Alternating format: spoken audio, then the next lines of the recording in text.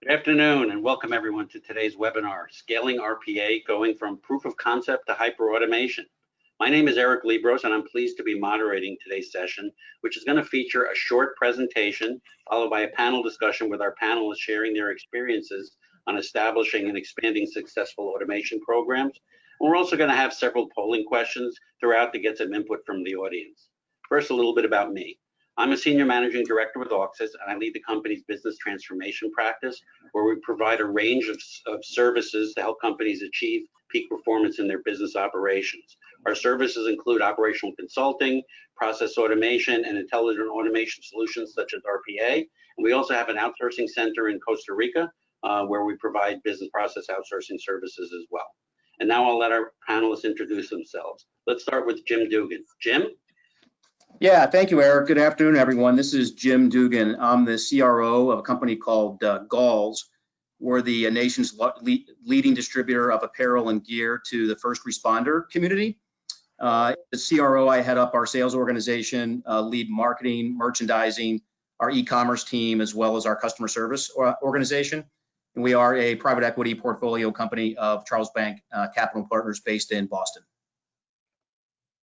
Great, thanks, Jim. And now Chet Chambers from UiPath.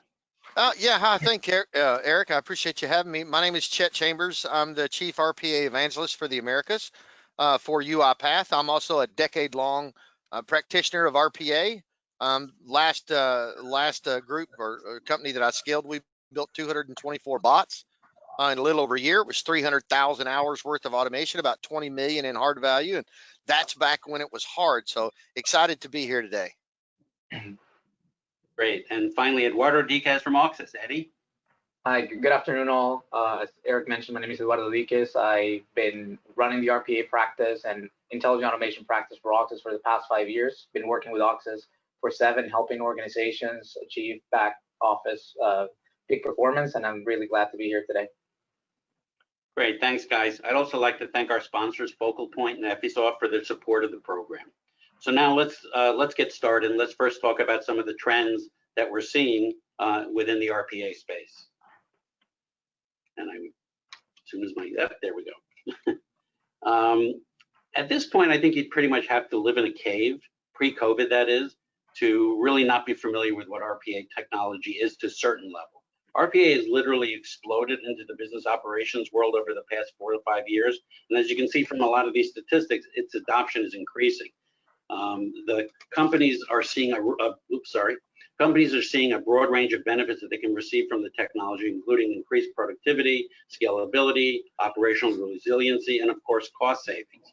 And a lot of these things have been magnified by the current COVID situation, which has required people to really change their operating model, adopt different approaches such as work from homes, or the ability to support a remote workforce, the ability to reduce manual processes and dependencies on individual. All of this is helping with the acceleration and expansion of these type of technologies. And as you can see from the statistic, it's not the investment in RPA, focus on RPA solutions is not slowing down. So this type of situation that we're experiencing with COVID-19 has really helped drive the even more of an interest in RPA solutions.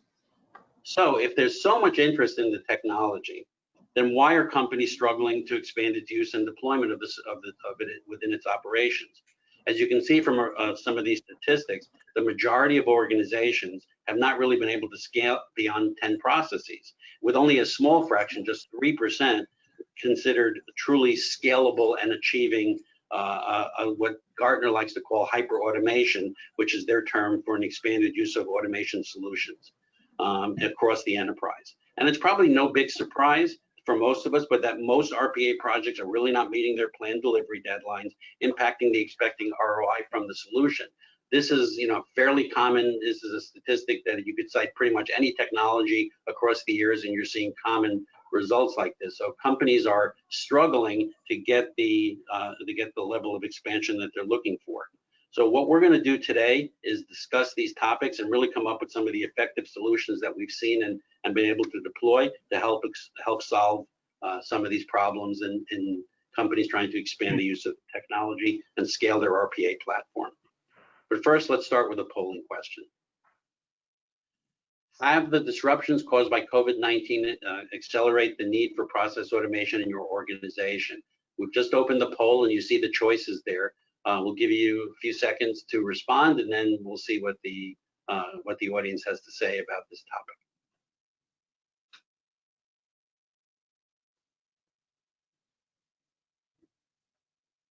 A few more seconds.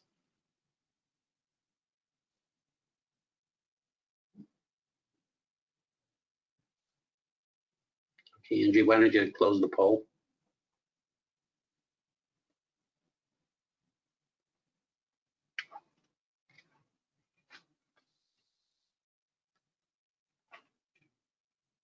Are the poll results supposed to be showing? Because I don't see them.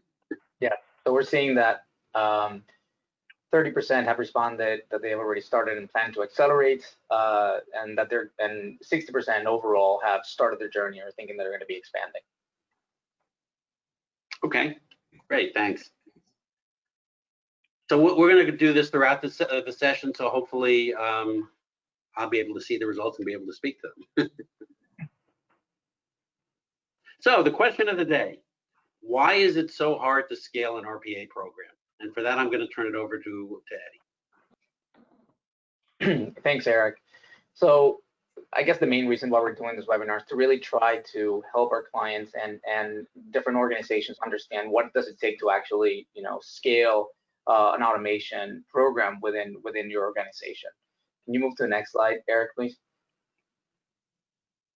So most of organizations begin with a notion of why they want to automate their process, what they want to, include RPA into their organization. But it's really rare to see an organization have a clear goal in mind of what are all the benefits that they want to get out of the technology. Is it purely because of cost savings, scalability, and agility?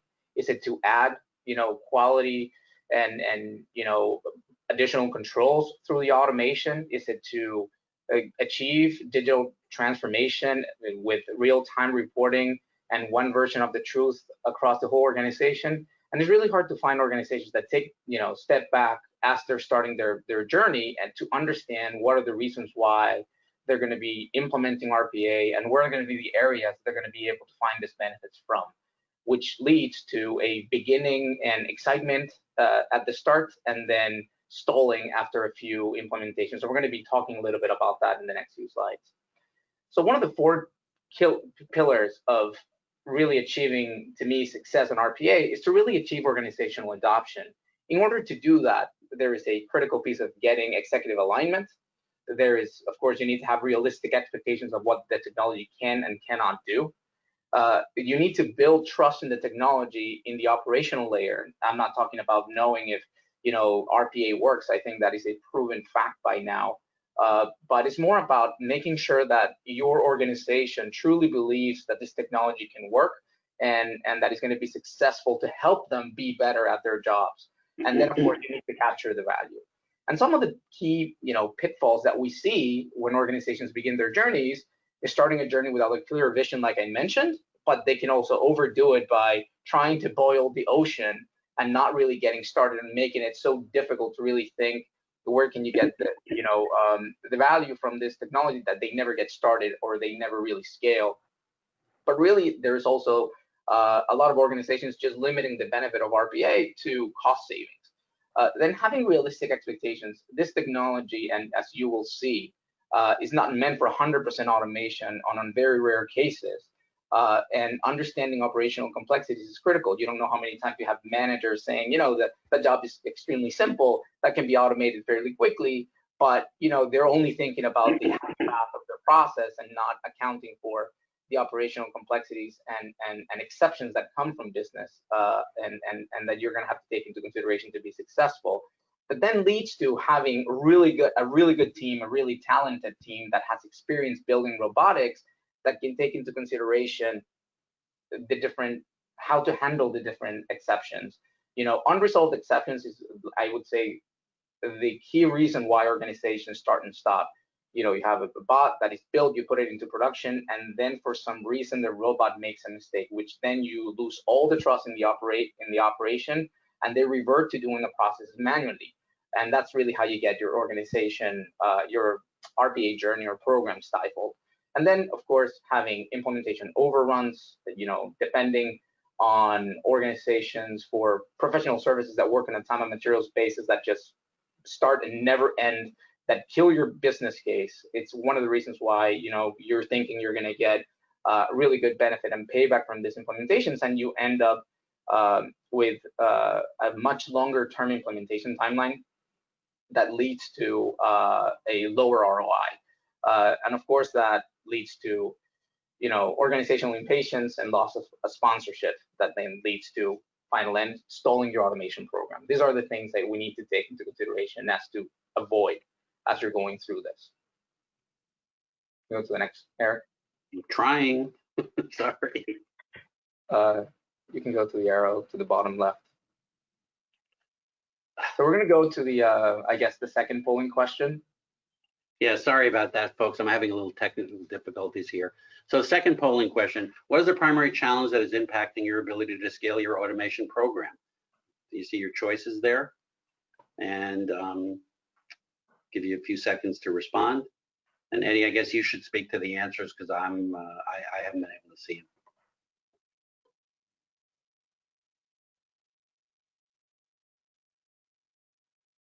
Just give it a few seconds more.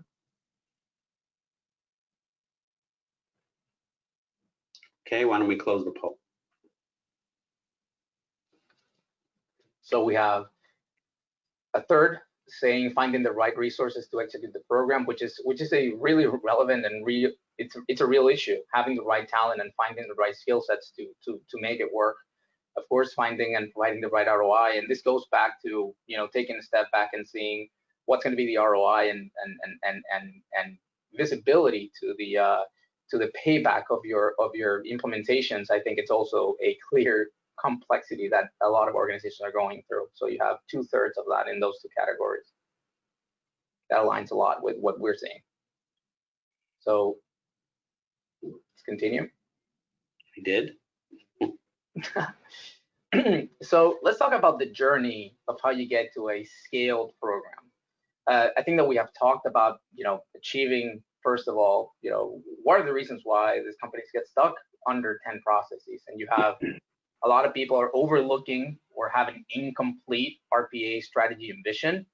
The other thing that is often happening is as they go through, sorry, a proof of concept, they're encountering all these challenges, right? How to build the process correctly, how to design them correctly so that they actually become productive for the operation, and how to build them in time, on schedule, on budget, and not have scope creep. And this is a lot of the complexities that we're seeing as we're going through the first POCs, is that there is almost a prevalent need of people wanting to have 100% automation on those processes.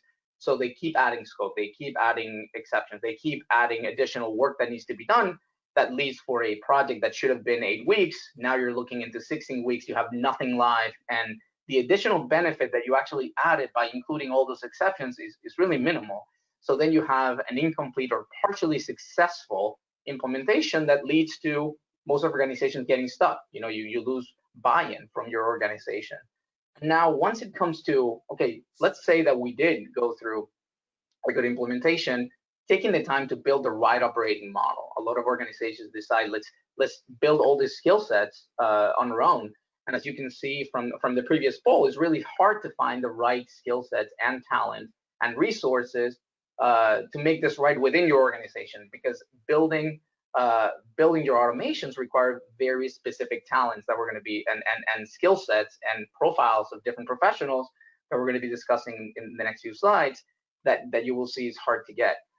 And then at the end, what ends up happening is that you have an ongoing continuous improvement support that is really led by your developers, and which becomes really unscalable and really difficult ad hoc support model that leads to even further, I would say, mistrust in the technology, because if something breaks, these robots are not meant to build them and forget them.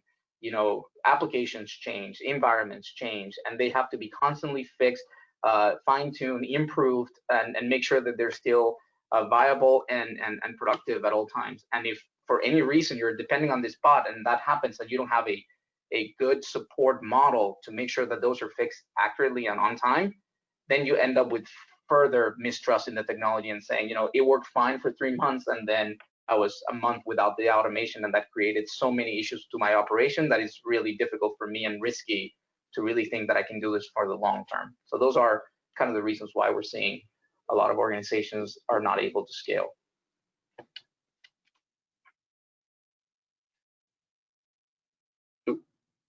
So, sorry, folks, just having a problem here. So next polling question, how many processes have you been able to automate with RPA? And there are your choices. So Angie, if you can open the poll. None, less than 10, 10 to 20, 20 to 50, or more than 50. That's the unicorn, the 3% that we were talking about before. Eddie, if you can handle the poll results, appreciate it. Yeah.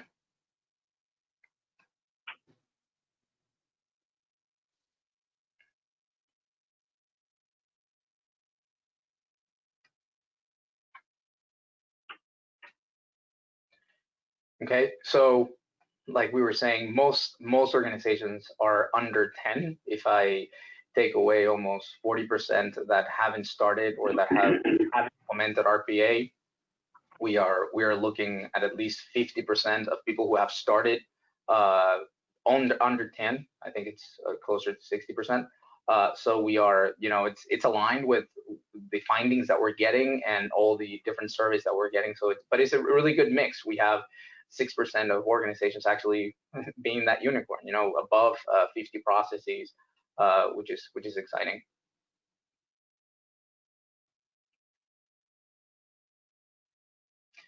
So another big reason why organizations, and I think I've mentioned it in my previous slides, but I just wanted to make the point in this case, is that in order to build your automation program, there are many different profiles of people that are required.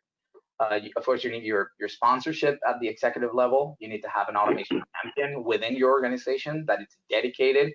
As an example, our level of experience and success with organizations that have a champion within our client's organization that can help lead the communication, making sure that all the necessary information is provided to the implementation team as part of the journey, it really has created tremendous value. But having the right talents that are, I would say, partial FTEs at your beginning and your first few automations, it's critical. It will drastically improve your ability to be successful from having your, you know, automation infrastructure engineers, your RPA developers, solutions architect, having the business analyst, your project manager, and having a structured support team.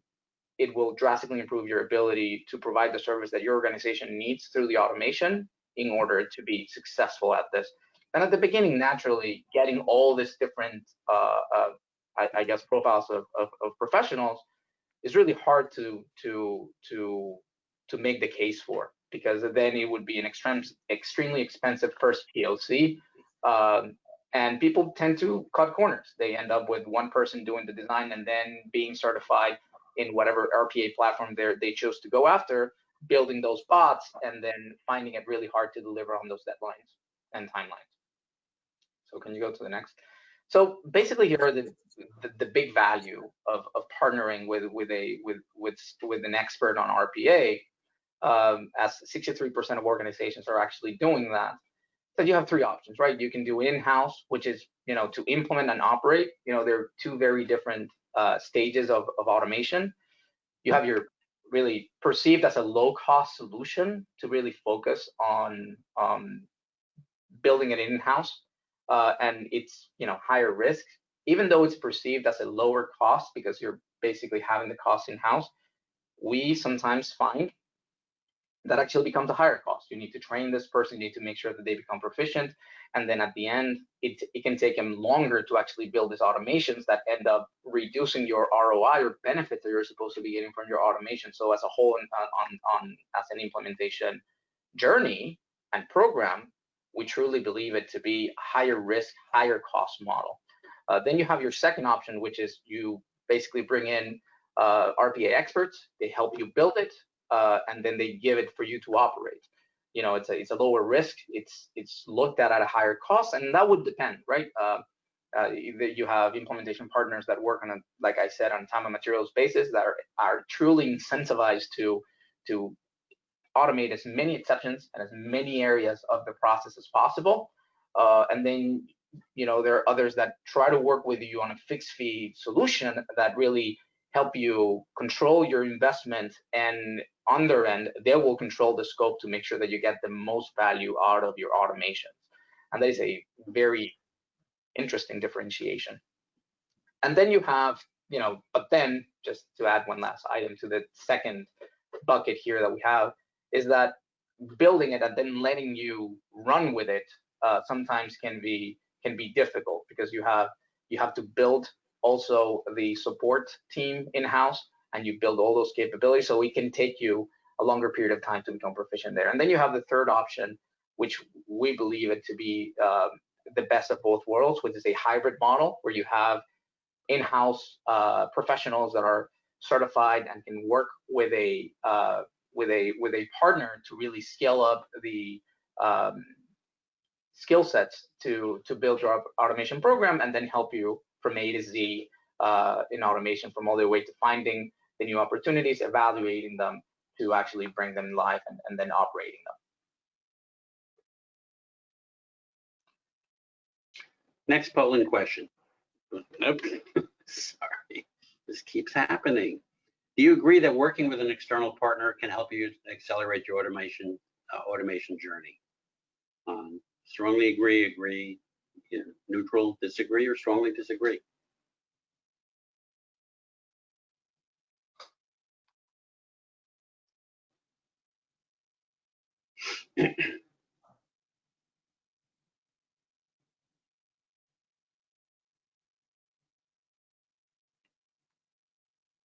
Okay, so we have about 75% of people that responded agree or strongly agree to, and I think that aligns with the 63% of 63 of organizations actually working with a partner.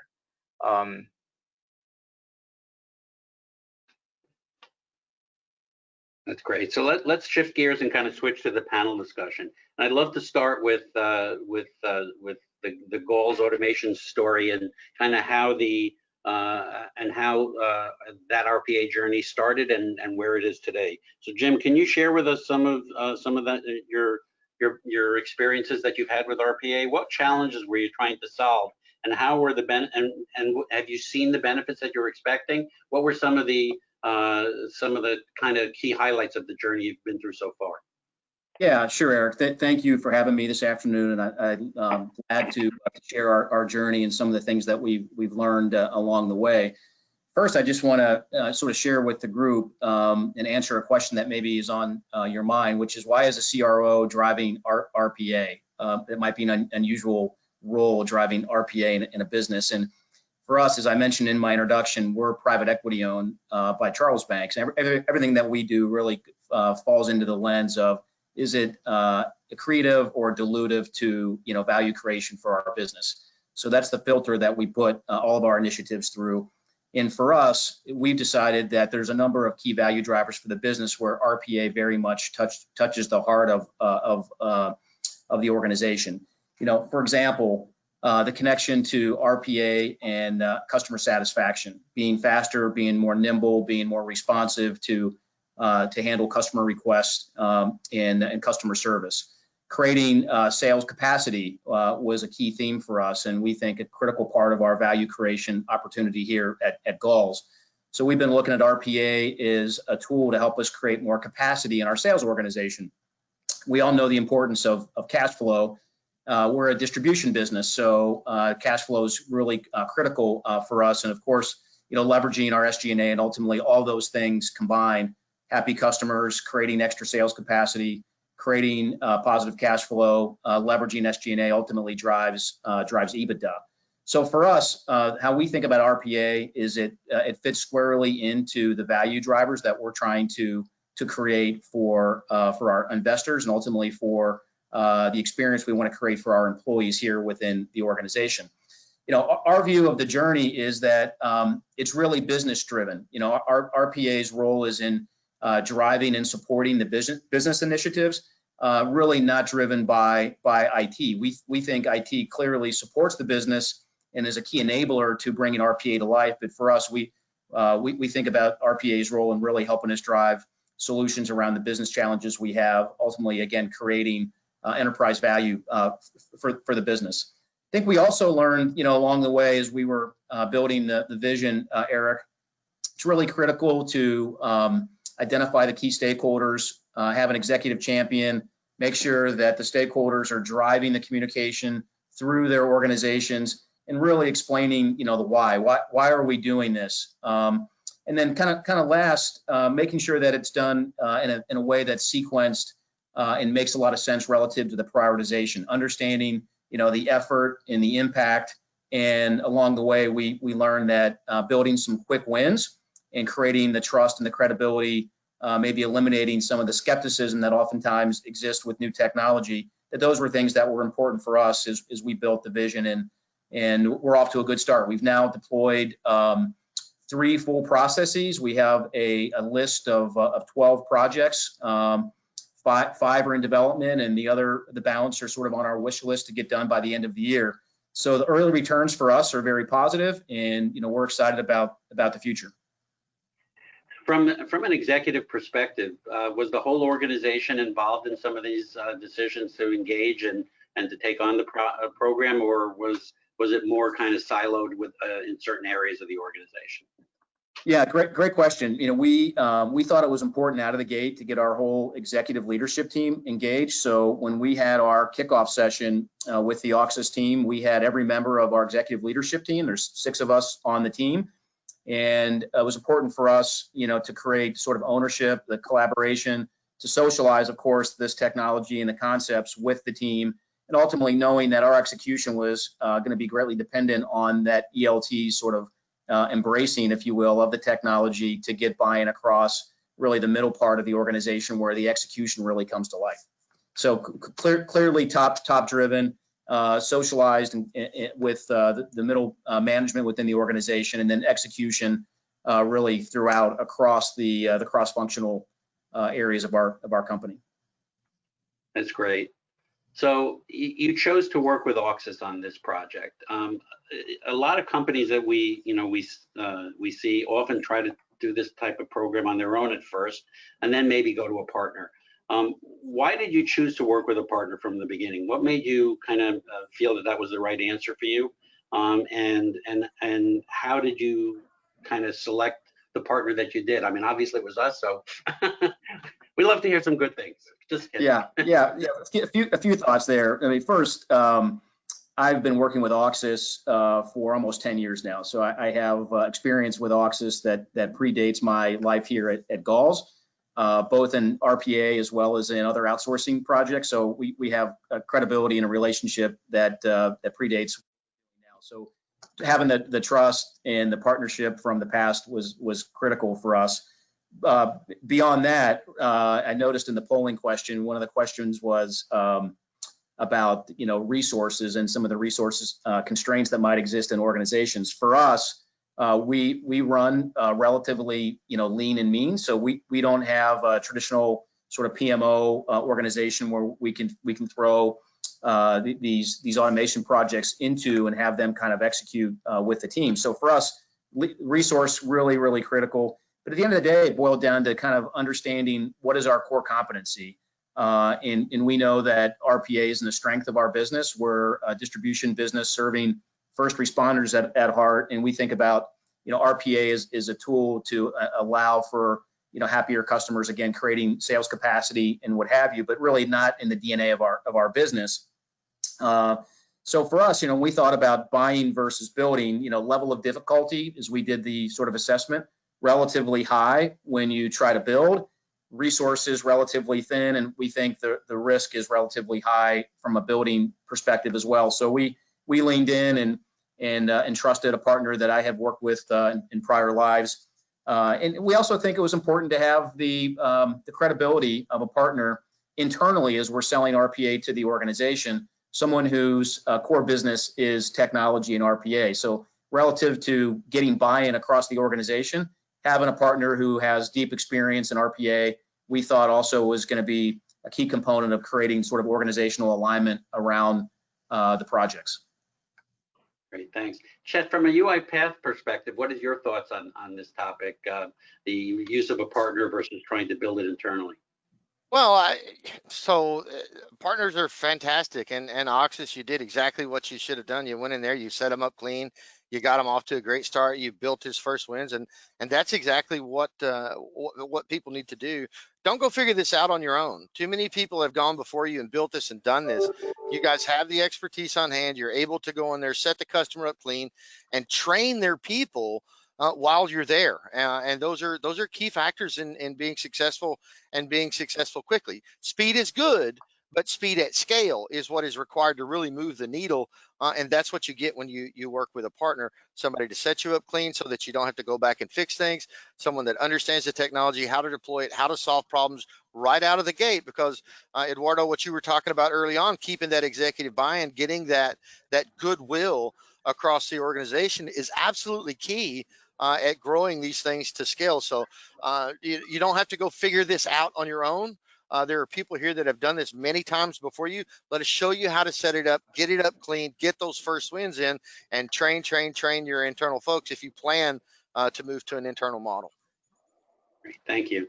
Jim, again, how has the organization adapted to the technology? Was it embraced from the outset amongst the people in the organization? Were people skeptical or even threatened by the plans you were having? Yeah, I think anytime we introduce new technology, I think as business leaders, acknowledge that there's skepticism that exists throughout the organization. What is this tool here to do? Is it here to displace people? Do I believe that it will actually derive the benefits that we believe it will? So of course, I think there's skepticism across the board, and what we really tried to anchor on is tying this back to our core business. And we talk about the 3 C's, which are the customer, cash flow, and in creating capacity across the business. So in our world, as we communicated to the organization and kind of created buy-in with RPA and the initiatives, it was really tying back to those 3 C's. How does RPA solve those challenges, improve customer satisfaction, again, drive cash flow and create capacity? And then sort of painting the picture for the organization of some of the current pain and the opportunity costs that exist in the world pre-RPA. And I think for us, it was important to really engage those that are closest to the work, listen to them, learn from them. And I think what we saw along the way is that we had some process improvement that was really brought to life as a result of the RPA initiative. And we were able, through the engagement with Oxys and the assessment of RPA, actually get back to sort of root cause analysis with some broken processes that were getting in the way of us being a better partner to our customers. So, and at the end of the day, I think it's important that, communicate broadly, listen, learn, and adapt. And, I think having done all those things, we certainly made, a few missteps along the way that we've learned from, but we feel like we're pretty well positioned relative to overall employee engagement and adoption as a result of the things that I shared. Great, thank you. Chet, what are your thoughts on this topic? Well, organizational adoption is key, and there's no way of going about this without knowing across the board that this is something that's going to be adopted. The days of a few of us coming in and building automations for an entire company are gone. It's about a company getting behind an RPA platform and changing the way that it does business. Understand COVID changed everything. Understand the workplace that we work in today is much different. You want to bring in new talent. They need to have modern day tools. So it's really across the board in almost every facet of the organization.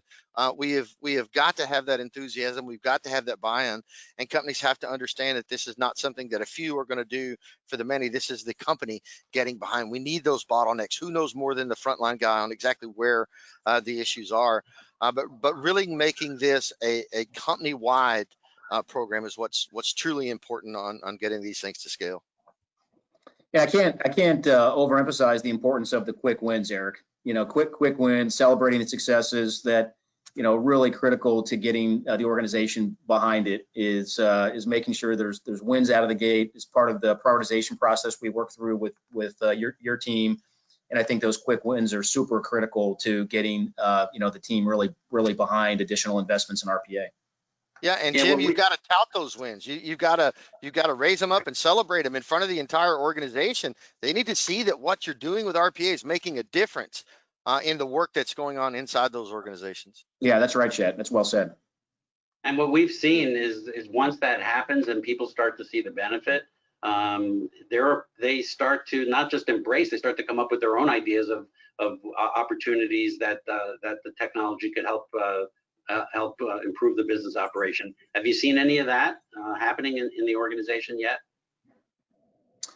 Well, it's funny. We believed when we began, our journey here with you that we were sort of biased that we had 8 or 10 areas where we thought were going to be the most impactful. And as we began to break into working teams, department by department, essentially listing out all the opportunities, the 8 or 10 projects quickly morphed into 30 or 40 projects, and we had to go back and again reprioritize to decide how we really wanted to deploy the initial phase of our investment. So I think for many people who haven't been exposed to the technology, it's hard to actually fully understand and get your brain around what the technology does until you see a particular process, particularly where you've got a lot of, in our case, heads down manual work at a process, showing RPA what it can do to kind of improve the quality of life. It's amazing what happens when people sort of see those real life examples of how their workday improves as a result of the technology. And then we saw a lot of excitement as a result of, again, those quick wins and just celebrating those successes across the business. I call it Me Too. You're going to get a lot of Me Too once you start to show those wins and life getting better with robots. It has a different connotation in different contexts, so be careful with that. And speaking of which, let's talk about RPA mistakes and how to avoid them. Chet, why don't you take that one? Wow, it's funny you picked me for the mistakes. The first year I was with well, Jim hasn't experienced any, so he can't comment. Well, the first year that I was over here at UiPath, they put me on a road, and I went around explaining the 8 biggest mistakes that I made in scaling. I've scaled 3 different organizations, and I was touting those big mistakes. The first one that jumps to my mind is train your people, master level train your mechanics if you're going to do this internally. Okay. When you get started, use a partner. I didn't do that. I went and did it on my own. Daddy told me that my nose was crooked because I continued to run into the brick wall over and over. Don't do that. Get with someone that knows how to do this early on. Train your people. The other thing is track what you do. And we talked about this a little bit before. You have got to show those wins. If you are not tracking and tracing and showing those wins back to the organization, then they don't know the value of the RPA program. And I'll give you one more.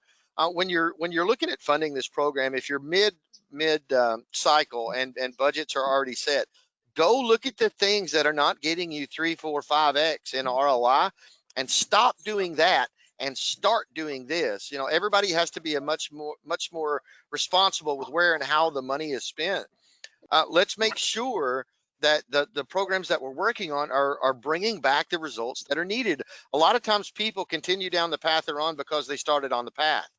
Look up, look around, and if there's a better way to do it, and I'm saying that RPA is a better way to do it, then divert what you're doing from what didn't work for you and put it towards something that does.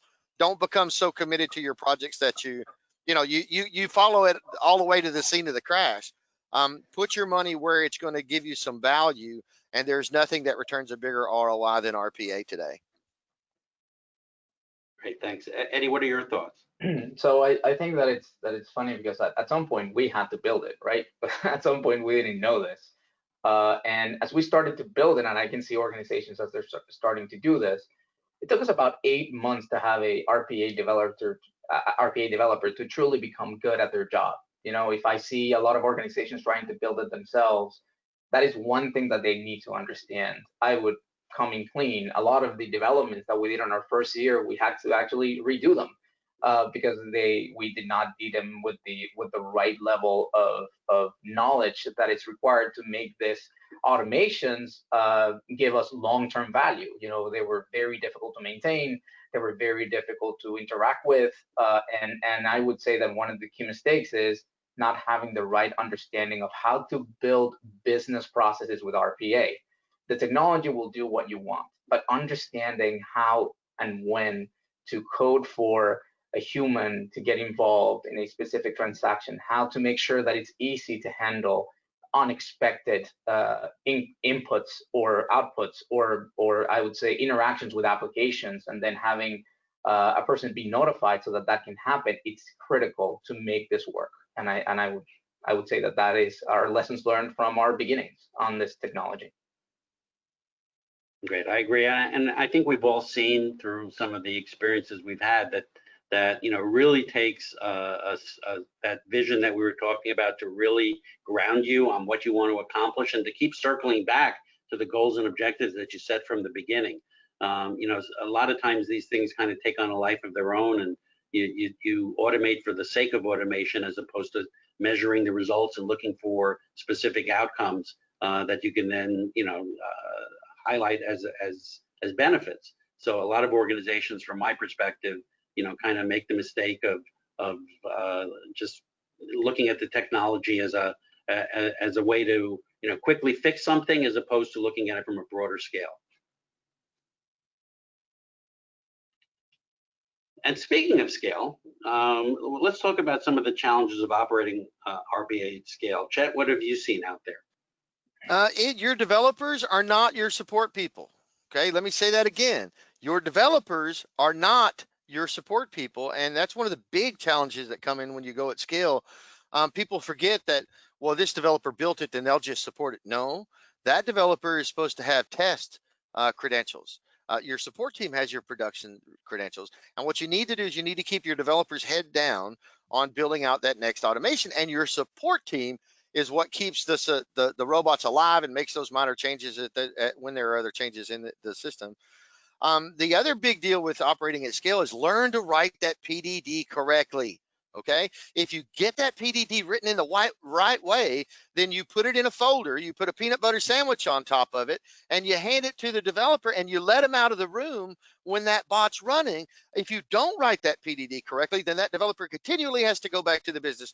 Martha, what do you do here? How do we handle this? What do we do with the other? And that hurts you in two fronts. One, it slows down your development time, and two, it just wears your business people out, having to go back and forth and back and forth.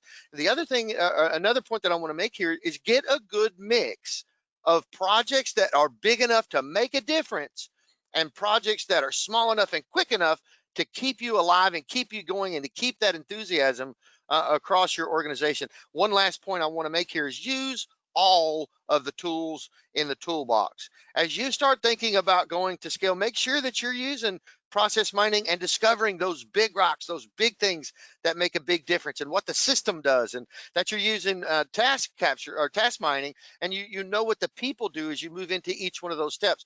Make sure you're using Automation Hub, that you have a broad foundation on which to collect these ideas from across the entire organization. I'm going to go back, my last point here, I'm going to go back to what I've said before. This is about an organization getting behind an RPA platform and changing the way that it does business. This is not about a few people over in the corner making the decisions and automating these things thinking they know best. Nobody knows more about Martha's bottlenecks than Martha.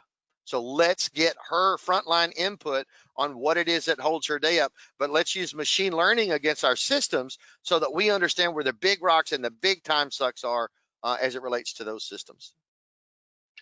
Eddie, have you seen any of those challenges, and how have we dealt with them? Yeah, so one of the biggest things, and I would go back to the support, and I know that it's often overlooked. You're starting your RPA journey, you want to build these automations, you're thinking these automations are my critical step to success, but then, you know, you're not really paying attention. What does it take to actually, a year from now, 2 years from now, how does it look? Potentially, you know, a bigger problem, Chet, as I mentioned, is, you know, potentially your original developer is no longer working with you. You know, that is a that is a natural course of action that is happening today. People are changing jobs faster than before.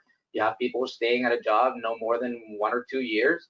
So you're having to have that right PDD or process documentation, file really well created, so that you have the right process, right ticketing systems, the right monitoring process to make sure that if there is something happening, you don't find it out from your operation. You need to make sure that you're proactive. You need to make sure that you know what's happening on that robotics environment, making sure that what you expect to happen, it's happening.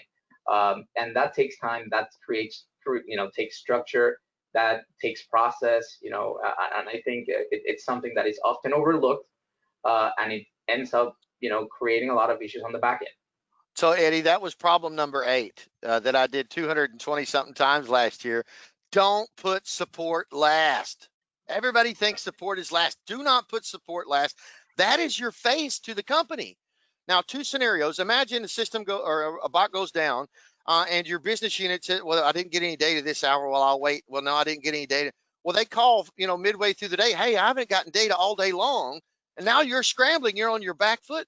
But if your monitoring is there and you say, "Oh, I've got a problem with this bot," you proactively call the business unit and say, "Hey, we've got a little issue. We're on top of it. We're going to update you every 20 minutes.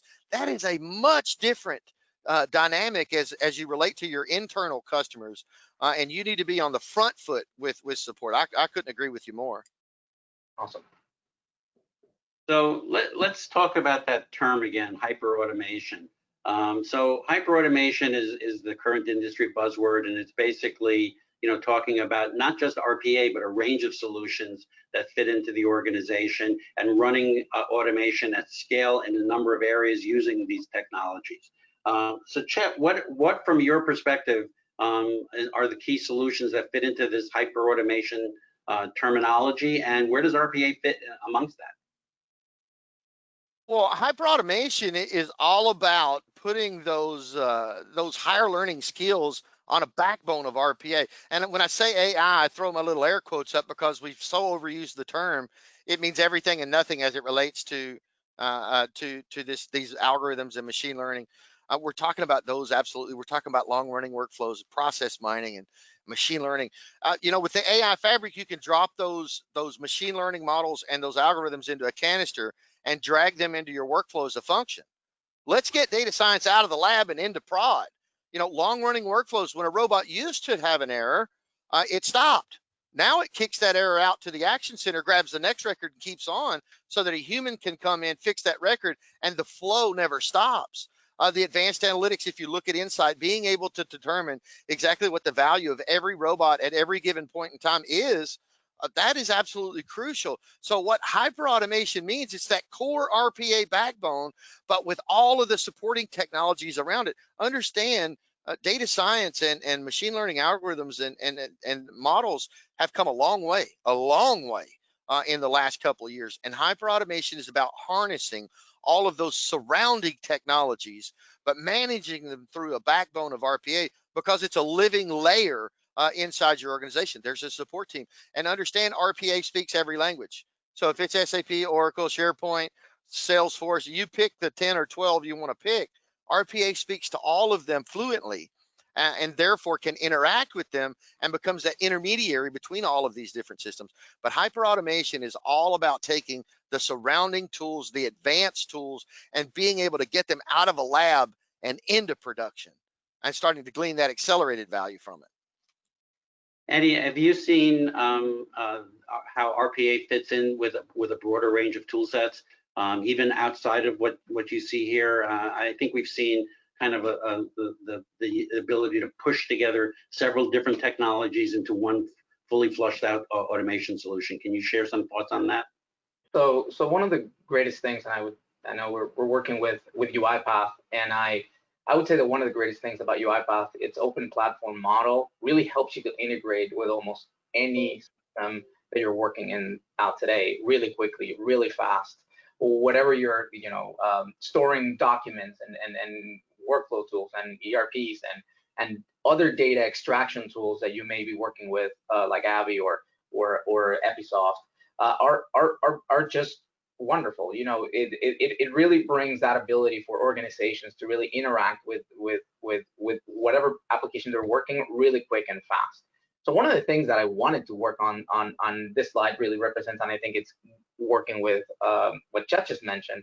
A lot of organizations just begin with the basics, and this is why they get stalled too, right? They just say, let's just build automations. We're just going to manage our automations. We're just going to run your automations. But then the work performed at the discovery phase is really left behind, really manual, not a lot of investment performed, and it's being done at an ad hoc basis, right? We're going to be talking to people, we're going to be seeing which opportunities are there, and this is where, you know, process mining, automation hub as a really good interaction platform for the whole organization to provide potential opportunities, and those can be evaluated and ROI can be calculated really quickly, really drive scale. If you have only one person or a few people trying to find the opportunities from the whole organization, it's going to be really hard to scale. So this is where I think Chet was coming, and having the whole organization get behind a specific platform for RPA and then pushing automations up is the key to success on scaling. Not all ideas will be automated, but at least you're going to have a tool that helps you weave out the ones that can actually be automated. And then on the other end, on the other spectrum, is really measuring. What is not measured does not exist. And if you cannot bring to the organization what is the benefit that is being provided, you can't really be successful. And I think the long-running workflows, I know that is very technical, UiPath specific term, but I just want to explain how this opens the door for a lot more automations. It used to be, and I was on that place, where you could only automate or bring ideas for automation that required no human interaction. So that limited greatly what could be automated, or you would have to have a robot just waiting for a response for a long period of time. With basically having humans in the loop and Action Center, basically robots do their workflow. If there is an exception, those can be assigned for a person. The robot is released to do other things. Then the person responds to the question, completes the information, and gives it back to the bot, and then the bot can continue working. This opens the door for a whole set of new automations that were not possible before. And this is where I think that the technology is really bringing in additional opportunities. Anything else, Chet, that you wanted to add for this slide? Well, I'm starting to hear you catch the fever a little bit about getting the entire organization behind it. I love this slide. I hated this slide when they put it out, but I have come to love this slide because it shows that you need to use all of the tools in the toolbox. You know, when you only limit yourself to the build, manage, and run, you nailed it. You have limited yourself on what you can do. When you get over there to that discover phase and we start using machine learning to determine what the systems do and what the people do, and to map that out, imagine what your auditors are going to say when you can provide them with a workflow that shows them exactly how the system is handling this data, and they can put their controls in here and was that control met. Also with task capture, being able to record functions and export them to a PDD. I mean, this is huge capabilities. Automation Hub, crowdsourcing all of those ideas into a single location, single repository for documentation, single repository for reusable components. And we'll just kind of move through the build, manage, and run. If you're not using the AI fabric, man, you are missing getting your data scientist out of the lab and into prod. If you are manually testing your robot, stop and think about that. I'm going to automate this function and manually test my robot. Use Test Suite. Get out there and have that continuous testing run. Test every scenario, dynamic test sets, all of those sort of things. And I don't want to get salesy on you here, but if you're not using these tools to advance your program, it's like ordering a set of wrenches and not getting the 9/16 and the 1/2 inch. Good luck taking a small block Chevrolet apart without a 9/16 and a 1/2 inch. And as we move to engage the Action Center, robots used to break. Now they simply kick the record over for a human to review. Chatbots with Druid now take action. It is no longer a talking head. RPA becomes the arms and legs, and that chatbot can now produce action, can now create function. And then insights, you said it a couple of times. If you don't measure it, it's not real to anybody but you. Great. Well, that's great insights, guys. Really appreciate all the input in the panel and really a fun conversation. We have a few minutes left, so I want to kind of throw it to back to the audience to see if there's any questions that people have that we can address. So I have a couple of questions, Eric, and in the meantime, why don't we also put the two polling questions that we... Sorry, yes, we have more polling questions. Sorry about that. So why don't we do both at the same time? Here's the first polling question. How far have you gone the path of implementing other intelligent automation technology? In other words, are you hyper automating beyond RPA? And we'll throw this open and see what people are saying. Meanwhile, while people are responding to that, Bobby, why don't you ask the question? Yeah, so one person is saying, can you share an example of RPA in a company from 0 to hero? It's hard to understand sometimes the value at a times. So I was thinking that maybe why don't we explain actually in more detail the specific process for GALs that Eddie implemented, maybe a portion of the process. Yes. So basically, one of the biggest things that we were able to do, and Jim, please chime in as I'm going to be the technical part. You can provide the benefit that you have seen, but there were, so usually GALS interacts with a self-service platform that is built for every one of their customers, or they would like it to be built for every one of their customers. This provides speed, agility, and of course a lot of cost savings and faster revenue from each one of our customers. And that was done very manually based on historic data. So using bots, we can actually extract historic data, build the actual portfolio of products that they're buying, and create those self-service platforms using bots. And I know that is not mainly a cost savings, it's really driving revenue, and this is why it's so unique and wonderful of how the technology has been able to help. Jim, any additional comments on that? Yeah, I think you hit the nail on the head, Eddie. I mean, it was really a lot of manual heads down work that took a tremendous amount of time building what are essentially customized e-commerce sites for our customers. And so it's about making that process more efficient and also getting the speed to revenue benefit that we get from RPA. So I think those were the two things. And post webinar, I'm happy to share my information with anyone who would like more detail. Talk live offline outside of the webinar, so we can share some of our personal stories as well. So I'm happy to do that for anyone listening. Hey, Eddie, this is Chet. I got a hard stop. I got to jump to get on the next one. If I can help you guys in any way, reach out. Thanks for having me. Thank you, Chet. Really appreciate your support here, and great stories. Bobby, any other questions that we can share? Yeah, one last question. What scale do I need to get to justify building an internal RPA team and center of excellence?